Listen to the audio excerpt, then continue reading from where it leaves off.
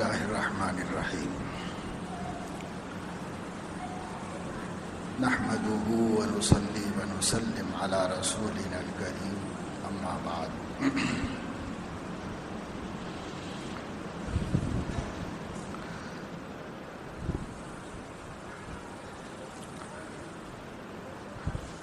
قال اللہ تبارک وتعالی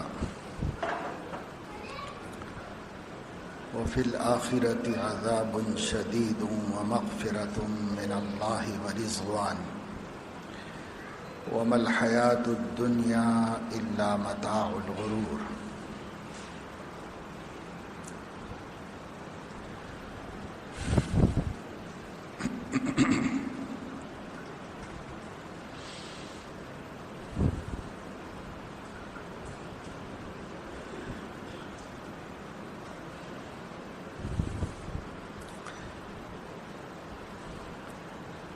دنیا میں سب سے قیمتی اور سب سے زیادہ لائق عزت جو چیز ہے وہ خود انسان ہے. جتنی مخلوقات ہیں وہ انسان کے مقابلے میں حقیر ہیں اور انسان ہر مخلوق سے وقی اور ہر مخلوق سے زیادہ قیمتی ہے. سونا چاندی ہیرے جواہرات بڑے بیش قیمت معلوم ہوتے ہیں، لیکن عقل مند کی نظر میں ان کی کوئی قیمت نہیں ہے انسانوں کے مقابلے میں. ایک انسان اگر ہلاک ہوتا ہے تو اللہ تبارک و تعالی شانہ اس کو تو پوری آبادی کی ہلاکت سے تعبیر فرماتے ہیں.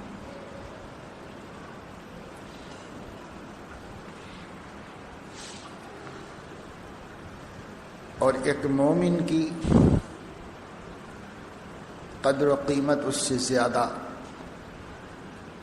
قرآن و سنت میں موجود ہے. اور ظاہر سی بات ہے کہ جو اپنے خالق و مالک کو نہیں مانتا اور جو مانتا ہے اس کے درمیان زمین آسمان کا فرق ہے. لا یستوی اصحاب النار و اصحاب الجنہ، جہنمی لوگ اور جنتی لوگ رتبے میں برابر نہیں ہو سکتے. یرفع اللہ الذین آمنوا منکم، جو لوگ تم میں سے ایمان لائے اللہ تعالیٰ نے ان کا مرتبہ بہت بلند کر دیا ہے، بہت اونچا کر دیا ہے. یہ سب آیات اور بے شمار احادیث اس بات کی خبر دیتے ہیں کہ کائنات میں جو سب سے قیمتی مخلوق ہے اور جب سب سے نایاب چیز ہے وہ انسان ہے. انسان کے لیے کائنات پیدا ہوئی ہے، انسان کے لیے شریعت بھیجی گئی ہے، انسان کے لیے جنت اور دوزخ کا نظام قائم کیا گیا ہے، انسان ہی کے لیے ارض و سما کی پیدائش ہوئی ہے. تو انسان سب سے قیمتی چیز ہے. اور اسی وجہ سے شریعت اسلامیہ جو تعلیم دیتی ہے، پیغمبر جو زندگی گزارنے کے اسلوب و انداز بیان فرماتے ہیں، یہ سب کے سب نتیجے کے اعتبار سے انسان کو نفع پہنچانے کے واسطے ہوتے ہیں اور انسان کو ضرر سے بچانے کے واسطے ہوتے ہیں. نفع چاہے دنیا کا ہو، اسلام ہر دنیاوی منفعت کا راستہ دکھاتا ہے. نفع چاہے آخرت کا ہو، اسلام ہی وہ دین ہے جو آخرت کی کامیابی کا راستہ دکھاتا ہو. نقصان اگر دنیا کا ہے تو اسلام ہی اس نقصان سے بچاتا ہے. نقصان اگر آخرت کا ہے تو اسلام ہی آخرت کے نقصان سے بچنا سکھاتا ہے. اسلام ہی کی تعلیمات ساری تعلیمات ہم کو نفع و نقصان سے جوڑی ہوئی ہے، کیونکہ انسان ہی اللہ کے نزدیک سب سے اشرف مخلوق ہے، اس لیے انسانوں کے واسطے یہ سارا انتظام ہے۔ اور سب سے بڑھ کر یہ ہے کہ انسان آخرت کے عذاب سے محفوظ ہو جائے۔ دو انجام ہیں اس انسانی آبادی اور انسانی برادری کے اختتام پر۔ جب یہ ختم ہو جائے گی دنیا اور سارے انسان مر جائیں گے اور اب کوئی انسان پیدا نہیں کیا جائے گا، تو وہ انسانی برادری کا اختتام ہے۔ اس اختتام پر دو انجام ان کے واسطے اللہ تعالیٰ نے بیان فرما دیے ہیں۔ وَفِي الْآخِرَةِ عَذَابٌ شَدِيدٌ وَمَغْفِرَةٌ مِّنَ اللَّهِ وَرِضْوَانٌ۔ آخرت میں دو ہی انجام ہیں، یا تو سخت ترین عذاب ہے یا مغفرت و بخشش، انعام و احسان ہے۔ کچھ لوگ اس طرف جائیں گے، کچھ لوگ اس طرف جائیں گے۔ تو انسانوں کے جہنم میں جانے سے حفاظت کا سامان پیغمبروں کے ذریعے سے کیا گیا ہے۔ انبیاء علیہم الصلاۃ والسلام اسی لیے تشریف لائے کہ وہ اللہ کے بندوں کو آخرت کے عذاب سے بچا کر آخرت کی کامیابی میں داخل کریں۔ جب ایسی بات ہے تو ہر انسان جو ماشاءاللہ شادی شدہ ہو اور صاحب اولاد ہو، اس کو غور کرنا چاہیے کہ اس کی ملکیت میں اللہ تعالیٰ نے جتنی چیزیں دی ہیں، کچھ مال دیا ہے، کچھ جائیداد دی ہے، کچھ صلاحیتیں عطا فرمائی ہیں، جو کچھ بھی اللہ نے ان کو دیا ہے، ان میں جو سب سے قیمتی چیز ہے اور انمول دولت ہے وہ اولاد کی نعمت ہے۔ اس لیے کہ وہ بھی انسانوں کی ایک نسل ہے اور وہ انسانوں ہی کا ایک حصہ ہے۔ وہی پل بڑھ کر معاشرہ کہلاتے ہیں، وہی بڑے ہو کر سماج کہلاتے ہیں، انہی کا نام سوسائٹی ہے۔ یہی لوگ جو آج بچے ہیں، پھل پھول رہے ہیں، کھیل کود رہے ہیں، کل ہماری جگہ دنیا میں لینے والے ہیں اور ہمیں رخصت کر کے وہ اس دنیا کی آبادی بننے والے ہیں۔ تو ہمیں یہ سوچنا چاہیے کہ اگر ہمارے پاس سب سے زیادہ حفاظت کے قابل کوئی چیز ہے تو یہ اولاد کی نعمت ہے۔ اس اولاد کی نعمت کو اگر ہم نے اپنا اچھا جانشین بنایا تو ہم دنیا میں بھی نام کمائیں گے اور آخرت میں بھی ہم اللہ تعالیٰ کے فضل کے مستحق ہوں گے۔ اور اگر ہم نے اپنی نسل کو اچھا جانشین نہیں بنایا بلکہ برا جانشین بنایا، ان کی تربیت نہیں کی، ان کی تہذیب درست نہیں کی، ان کی صحیح تعلیم کا بندوبست نہیں کیا، ان کے اخلاق پر نظر نہیں رکھی اور ان کو تہذیب اسلامی سے آراستہ کرنے کی فکر نہیں کی، تو ہم تو جانا ہی ہے۔ جب جائیں گے تو اپنا جانشین اپنی جگہ پر برے جانشین کو چھوڑ کے جائیں گے، جس کی وجہ سے ماحول خراب ہوگا اور اللہ کے دین کو نقصان پہنچے گا۔ تو اللہ تعالیٰ اس جرم کا مواخذہ ہم سے فرمائیں گے کہ کیوں تم اپنے پیچھے ایسے لوگوں کو چھوڑ کر آئے جن کی وجہ سے ہمارا دین مٹا، جن کی وجہ سے ہمارے نبی کا دین نقصان پایا، ایسی نسل کیوں چھوڑ کے آئے؟ یہ سوال اللہ تعالیٰ فرمائیں گے۔ اس سوال سے بچنے کی دو ہی صورتیں ہیں۔ ایک یہ کہ آدمی اپنے گھر کا ماحول وہ اسلام والا ماحول بنائے، دین والا ماحول بنائے، اللہ تعالیٰ کی عظمت والا ماحول بنائے، اس کی توحید و معرفت والا ماحول بنائے۔ دوسرے بچوں کو تعلیم و تربیت کے واسطے جس جگہ پر بھی پہنچائے اس جگہ کو اسلام سے جوڑ کر دیکھے، عقیدے کے ساتھ وابستہ کر کے دیکھے۔ گھر میں ماحول نہیں بنائیں گے تو بھی آپ اپنی نسل کو، اپنی اولاد کو صحیح معنوں میں اپنا جانشین نہیں بنا سکیں گے، اور اگر اسکول کا صحیح انتخاب نہیں کریں گے تب بھی آپ اپنی اولاد کو ہلاکت کے گڑھے میں ڈھکیلیں گے، ان سے کوئی خیر خواہی نہیں کریں گے۔ اچھی تعلیم ایک انسان کی اچھی زندگی کے لیے کافی نہیں ہے، مددگار تو ہے لیکن کافی نہیں۔ اچھی زندگی گزارنے کے واسطے اچھی تعلیم کے ساتھ بلند اخلاق کا ہونا بھی ضروری ہے، اور بلند اخلاق اب اسکولوں میں کہیں نہیں دیے جاتے، اس لیے اس کو اپنے گھر کے اندر پیدا کرنے کی ضرورت ہے۔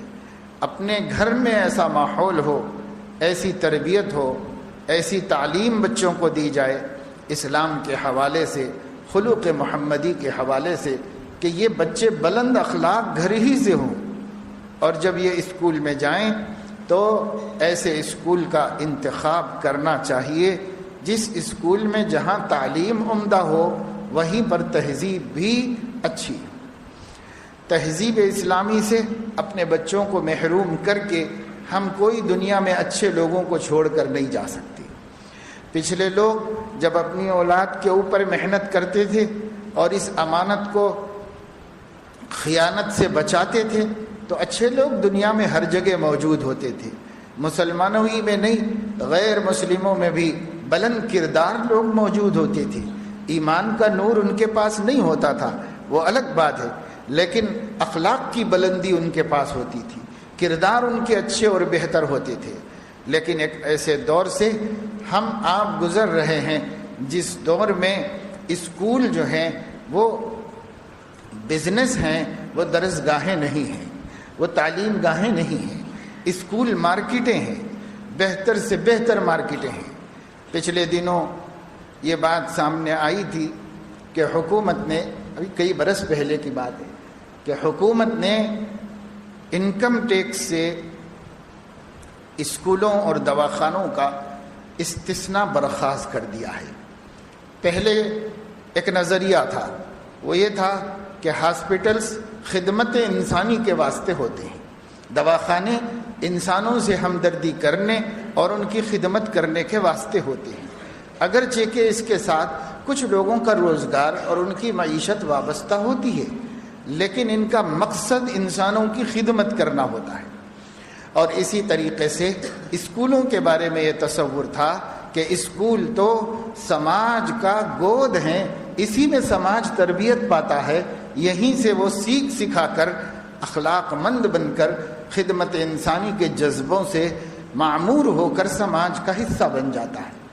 اس لیے حکومتوں نے، پچھلی حکومتوں نے اسکولز کو اور ہاسپٹلز کو انکم ٹیکس سے مستثنا کر دیا تھا کہ ان کا کیا انکم ٹیکس ہے بھائی، یہ تو انسانوں کو بچا رہے ہیں، انسانوں کی حفاظت کر رہے ہیں، انسانوں کی عزت کا سامان ہے۔ لیکن جب سے یہ دیکھا کہ صاحب سب سے زیادہ کمانے کے لیے نمبر 1 پر دواخانے ہیں اور نمبر 2 پر اسکولز ہیں، جب یہ دیکھا گیا کہ یہ کمرشل ہو گئے، اب ان کا مقصد تجارت ہے، اب ان کا مقصد لوگوں کی دولت کو بٹورنا اور چوسنا ہے، اس کے علاوہ کچھ نہیں ہے۔ جب یہ بات ہوئی ہے تو پھر حکومتوں نے سوچا کہ ہم ان کا انکم ٹیکس کیوں چھوڑیں، اس لیے انہوں نے ان کا استثناء بھی ختم کر دیا۔ تو کہنے کا مقصد یہ ہے کہ جیسے دنیا والوں کو یہ بات سمجھ میں آئی ہے، ایسے ہی ہر عقل مند کو، ہر مسلمان کو یہ بات سمجھ میں آ سکتی ہے کہ آج جس دور میں ہم رہتے ہیں، اس دور میں دواخانہ ہو یا تعلیم گاہ ہو، جس کو درسگاہ کہتے ہیں، اب اسکول کہہ لیجئے، کالجز کہہ لیجئے، آپ جو بھی، یہ بزنس ہیں، یہ تعلیم گاہیں نہیں ہیں۔ اسکولوں میں پڑھنے والے جانتے ہیں ہمارے بچے کہ ان کو وہاں کیا تعلیم ملتی ہے، کالجز میں کیا تعلیم ملتی ہے۔ اسکول میں تو پھر بھی محنت ہوتی ہے اور پڑھایا جاتا ہے، لیکن کالجز میں کیا تعلیم ہوتی ہے؟ جتنے پاس ہونے والے ہیں اپنی ذاتی محنتوں سے پاس ہونے والے ہیں، ٹیوشن پڑھ کے پاس ہونے والے ہیں. اتنی بڑی بڑی فیسیں کالجز کے اندر اس لیے دی جا رہی ہیں کہ وہ یونیورسٹی میں اگزام کے حقدار بنے، بس اس لیے دی جا رہی ہیں. لیکن اس امید پر کوئی وہاں فیس نہیں جمع کر رہا ہے کہ انہیں برس کے 12 مہینوں میں تعلیم کے تمام دنوں میں باقاعدہ طور پر ہمیں بٹھایا جائے گا، پڑھایا جائے گا. ہم جس چیز سے، جس سبجیکٹ سے ناواقف ہیں وہ ہمیں دیا جائے گا.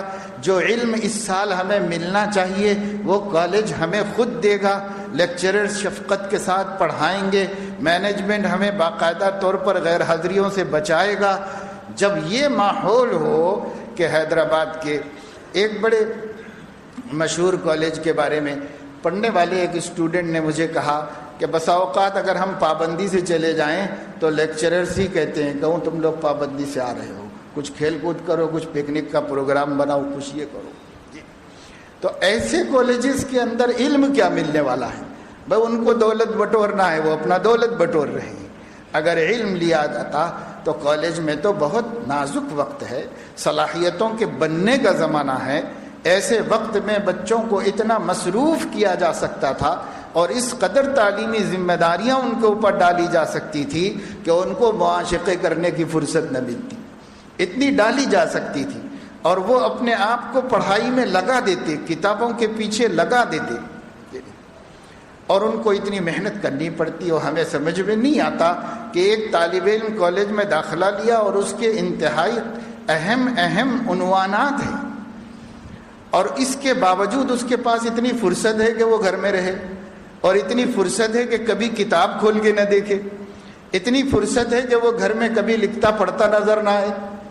اس کے برخلاف تو ہم دیکھتے ہیں مدارس دینیہ کے اندر کہ وہی 7 گھنٹے بچوں کو پڑھنا پڑتے ہیں اور وہی 7 سبجیکٹ اور مضامین ان کے بھی ہیں، لیکن ان کا حال یہ ہے کہ رات میں 12 بجے تک پڑھنے کے باوجود پڑھنے کے لیے ٹائم کافی نہیں ہوتا. سفر سے میں راتوں میں آتا ہوں 1 بجے، کبھی 2 بجے، تو 1-2 بجے بھی بچے بیٹھ کر کہیں نہ کہیں کے مدرسے کی طرف سے بتیاں بجھا دی جاتی ہیں، ایک آدھ لائٹ روشنی کے لیے رکھی جاتی، تو وہاں جا کے بیٹھ کے پڑھتے ہیں اور پڑھتے ہیں، کہتے ہیں کہ ٹائم کافی نہیں ہو رہا، بس نہیں ہو رہا. تو کیوں؟ پڑھنا ہے ہی نہیں. اگر پڑھنا ہوتا تو کیوں نہ قابل لوگ دنیا کے اندر وجود میں آتے. قابل لوگوں کا پرسنٹیج کتنا ہے؟ فارغ لوگ تو بہت ہیں لیکن قابل لوگ اس میں کتنے ہوتے ہیں؟ ان کی تعداد بہت تھوڑی سی ہوتی ہے، مختصر سی ہوتی ہے، اور وہ اپنی ذاتی محنت سے پڑھا ہوا بچہ ہوتا ہے یا بچی ہوتی ہے، اس پر اسکول اور کالج کا کوئی خاص احسان نہیں ہوتا اس کے اوپر. معاشرے کو آپ دیکھ لیں، صورتحال دیکھ لیں. آپ ہم سے زیادہ جانتے ہیں کہ پڑھے ہوئے ہیں بہت سے لوگ اس کے اندر. ہم تو اسکولوں کالجوں میں پڑھے ہوئے نہیں، لیکن حالات پر تو ہم بھی نظر رکھے ہوئے ہیں. کیا ماحول ہوتا ہے، کیسا سسٹم ہوتا ہے. ہم ایک جگہ جاتے ہیں مدارس کے اندر، لوگ کہتے ہیں کہ صاحب کوئی پروگرام رکھا جاتا ہے. ہم جاتے ہیں طلباء کو نصیحت کرنے کے لیے، تو وہاں ہم دیکھتے ہیں کہ جتنی دیر ہم نصیحت کریں گے تو وہ باادب بیٹھے ہوئے ہوں گے اور ہم انہیں اللہ رسول کی بات بتائیں گے. ایک مسلم مینجمنٹ کے تحت چلنے والا اقلیتی کالج جس میں مسلمانوں ہی کی غالب تعداد ہے، وہاں سے بھی کبھی کوئی پرنسپل کہتا ہے کہ ہمارے پاس ایک نصیحت کا دن رکھا جائے.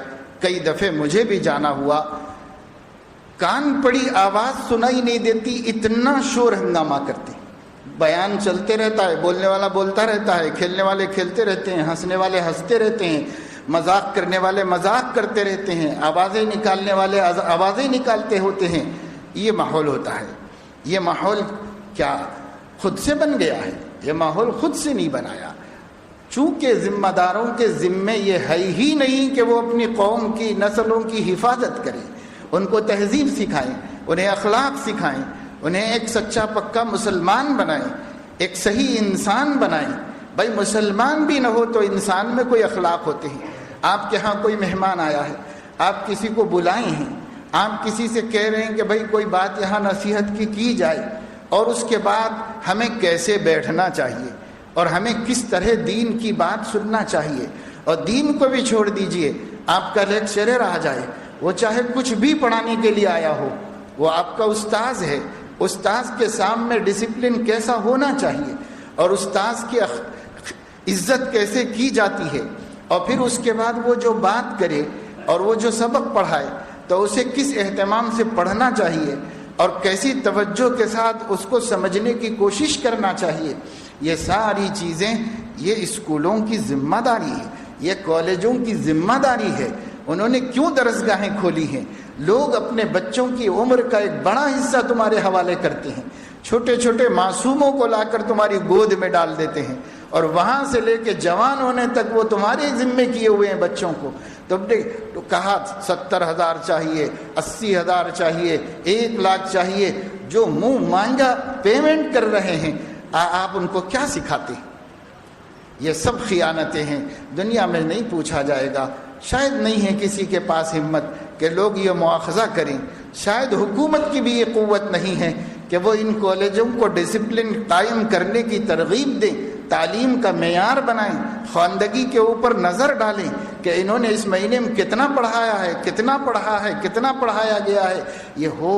لیکن نہیں، وہاں پر فیس دے کر ایڈمیشن لینے کے باوجود ٹیوشن پڑھ کر اس میں بھی خرچہ کر کے اپنی محنت سے پاس ہونا پڑتا ہے۔ جب یہ سب ہوتا ہے تو پھر اس کا مواخذہ دنیا میں تو شاید اب کوئی کرنے والا نہیں۔ اندھا دھند آنکھ بند کر کے قوم کا پیسہ تعلیم کے نام پر بٹورتے رہیں اور ان کی کوئی تعلیم نہ ہو، یہ تو سب ہو رہا ہے، ہوتا رہے گا، کوئی پوچھنے والا نہیں ہے۔ لیکن آخرت میں کیا مسلمان نہیں پوچھا جائے گا؟ ہر مسلمان آخرت میں پوچھا جائے گا۔ ثم لتسألن یومئذ عن النعیم، پھر قیامت کے دن تم سے ہر نعمت کے بارے میں پوچھا جائے گا۔ 5 سوال ہونے سے پہلے اللہ کے سامنے سے قدم ٹل نہیں سکتا بنی آدم کا، حدیث شریف کے اندر موجود ہے۔ تو جتنے ذمہ داران اسکول چلانے والے مسلمان ہیں، غیر مسلموں کی ہم بات نہیں کر رہے، ان کے عقیدے کے مطابق وہ جانتے ہیں، سمجھتے ہیں، لیکن مسلمان کا عقیدہ ہے کہ مرنے کے بعد اللہ اٹھائیں گے، اپنے سامنے کھڑا کریں گے اور اللہ پاک حساب لیں گے اور اللہ کو جواب دینا ہے ہر امانت کے بارے میں۔ تو جب ہم مال کی امانت کے بارے میں، پیسے کی امانت کے بارے میں، زمین کی امانت کے بارے میں پوچھے جانے والے ہیں، تو کیا انسان جو سب سے قیمتی ہے اس کی امانت کے بارے میں نہیں پوچھے جانے والے؟ یہ انسان جتنے اسکول میں دیے گئے ہیں یہ امانت ہے اللہ رب العزت کی، یہ انسان جتنے کالجز میں دیے گئے ہیں یہ امانت ہے اللہ رب العزت کی۔ اس امانت کے بارے میں یہ کہنا کہ بھائی ایسا ہی چل رہا ہے، ایسا ہی چلتا ہے، ایسا سمجھنا اللہ تعالیٰ کے پاس جواب دہی کے احساس سے محروم ہونے کا نتیجہ ہے۔ اگر اللہ تعالیٰ کے پاس جواب دینے کا احساس ہوتا تو پھر یہ مینجمنٹ پوری کوشش کرتا کہ ہمارے ماحول کے اندر اللہ کا دین غالب رہے، اللہ کا دین غالب رہے، اور ہم نماز کا اہتمام کرائیں اور ہم ڈسپلن سکھائیں، ہم تہذیب سے ان کو آراستہ کریں۔ ان کے اندر ہوتے ہیں اپنے جذبات ہر عمر کے حساب سے، لیکن ان جذبات کے مقابلے میں کوئی تعلیم دینے والا بھی ہونا چاہیے، تو وہ اس سے ٹکرا کر کے اعتدال پر آ جاتے ہیں۔ اگر جذبات ہوں جوانی کے لیکن دوسری طرف سے کوئی اس کو سکھانے سمجھانے والا بھی نہ ہو تو پھر وہ حد سے تجاوز کر جاتے ہیں۔ جذبات تو ہوتے ہیں، جذبات کا کوئی انکار نہیں کر سکتا، جذبات ہوتے ہیں، لیکن ادھر سے جذبات بڑھ رہے ہوں اور ادھر سے اللہ رسول کی بات سمجھائی جا رہی ہو، اخلاق و تہذیب کی باتیں سکھائی جا رہی ہوں، تو ان جذبات میں اعتدال پیدا ہو جاتا ہے۔ اعتدال جب پیدا ہو جائے گا تو وہ برے نہیں ہوں گے اور وہ اچھے ہی بنیں گے، ان کو کوئی نقصان نہیں ہوگا۔ تو یہ ہے ہمارا مسئلہ کہ ہم اپنی نسلوں کو کیا کریں گے۔ ابھی یہ سیزن ہے کہ لوگ اسکولوں کا انتخاب کرتے ہیں، ڈھونڈتے ہیں اپنے ان بچوں کے واسطے جن بچوں کو ابھی تک انہوں نے کہیں داخل نہیں کیا ہے۔ اب بچے کچھ بولنے لگے ہیں، قلم ہاتھ میں لینے کے قابل ہوئے ہیں، پڑھنے کے لائق ہوئے ہیں، تو آپ سوچ رہے ہیں کہ ہم اپنے بچوں کو کہیں نہ کہیں پڑھائیں گے، ان کے لیے ایک اچھا اسکول ہونا چاہیے۔ آپ کے ذہن میں اچھے اسکول کا کوئی بھی معیار ہوگا، لیکن یاد رکھیے آپ مسلمان ہیں، اس لیے مسلمان ہونے کی حیثیت سے آپ کو اچھے کے اندر ایمان، اسلام، اللہ تعالیٰ کی توحید کی معرفت، نبی کی عظمت، رسالت کی حقیقت، قرآن کا صحیح پڑھنا آنا، عقیدوں سے واقف ہونا، یہ بھی اچھے میں شامل ہونا چاہیے، اور نہیں ہے تو کرنا چاہیے، اس لیے کہ اس کے ملے بغیر کوئی چیز اچھی نہیں ہو سکتی۔ ہمارے دین کو داخل کیے بغیر، عقیدے کو داخل کیے بغیر، اعمال و اخلاق کو داخل کیے بغیر کوئی چیز اچھی نہیں ہو سکتی۔ نہ میڈیسن اچھی ہو سکتی ہے، اور نہ انجینئرنگ اچھی ہو سکتی ہے، اور نہ کوئی بھی ایجوکیشن اچھا ہو سکتا ہے۔ اسی وقت اچھا ہوگا جب اس کے ساتھ اللہ کا دین بھی ساتھ ساتھ چل رہا ہو، اللہ کا دین بھی جڑا ہوا ہو۔ اور میں اب کئی مرتبے شاید سنا چکا ہوں گا، آپ کے ذہن میں ہوگا کہ اسرائیل کے وزیر تعلیم نے ایک انٹرویو میں یہ بات بتائی، ہم اسکول میں کسی بچے کو اس وقت تک ایڈمیشن نہیں دیتے جب تک کہ وہ تورات مکمل پڑھ نہ چکا ہو۔ لیکن کیا وہ دن بھی آئے گا کبھی حیدرآباد میں کہ یہ کہا جائے مسلم مینجمنٹ کی جانب سے، ایسے اسکولوں کی طرف سے جو ہمارے ہاتھ میں ہیں، کہ ہم کسی بچے کو اس وقت تک داخلہ نہیں دیتے جب تک کہ وہ قرآن کریم مکمل نہ پڑھ لیا ہو؟ کبھی ایسا ہوگا؟ ہم ہر تقریر میں، ہر گفتگو میں، ہر آرٹیکل میں ساری دنیا کی برائیوں کا وبال یہودیوں کے سر پہ ڈالتے ہیں، لیکن یہودیوں کے پاس کچھ خوبیاں ہیں، وہ بھی ہم جانتے ہیں کہ ان کی ترقی، مٹھی بھر یہودی پوری دنیا پہ کیوں غالب ہو گئے۔ یہ مٹھی بھر یہودی آج ٹیکنالوجی کے اندر پوری دنیا کے اپنے آپ کو مسلط کر چکے ہیں، کوئی ان کے آگے مقابلے کے لیے ٹک نہیں سکتا۔ یہ مٹھی بھر ہیں، ان کا ایک چھوٹا سا ملک ہے پوری دنیا کے جغرافیے میں، ان کی تعداد خود مختصر سی ہے دنیا کے اندر، لیکن یہ چھوٹی جماعت دنیا کی، اور یہ سب سے مختصر مذہب، اس مذہب والوں کا آج ساری دنیا پر ایسا غلبہ کیوں ہے کہ انہوں نے شکنجے میں کسا ہوا ہے۔ عیسائیوں کو بھی، مسلمانوں کو بھی، ہندوؤں کو بھی، بدھسٹ قوم کو بھی، دنیا کی ساری اقوام کو انہوں نے ایک شکنجے میں کس لیا ہے۔ جیسے بچے لٹو پھراتے ہیں، ایسے وہ ساری دنیا کی حکومتوں کا لٹو پھرا رہے ہیں، اور وہ جو چاہے کہہ رہے ہیں۔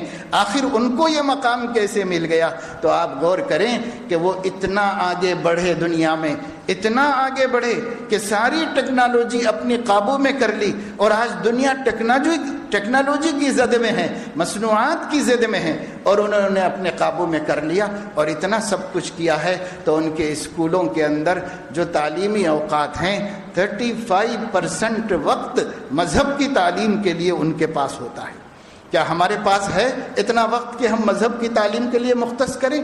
آج جس کو جا کے سفارش کرے کہ صاحب آپ ہم آپ کے ہاتھ جوڑتے ہیں، آپ اسکول میں قرآن کی تعلیم بھی رکھیے، آپ اسکول میں دینیات کی تعلیم بھی رکھیے، تو کہتے ہیں ٹائم کافی نہیں ہوگا، ٹائم کافی نہیں ہوگا۔ اور 35% وقت اسرائیل کے مدارس کے اندر مذہب کے لیے رکھا ہوا ہے، اور 65% میں اتنے قابل لوگوں کو پیدا کر رہے ہیں کہ ساری دنیا پہ غالب ہو۔ تو جھوٹ کا کیا حل ہے؟ نہ چاہنے کا کیا حل ہے؟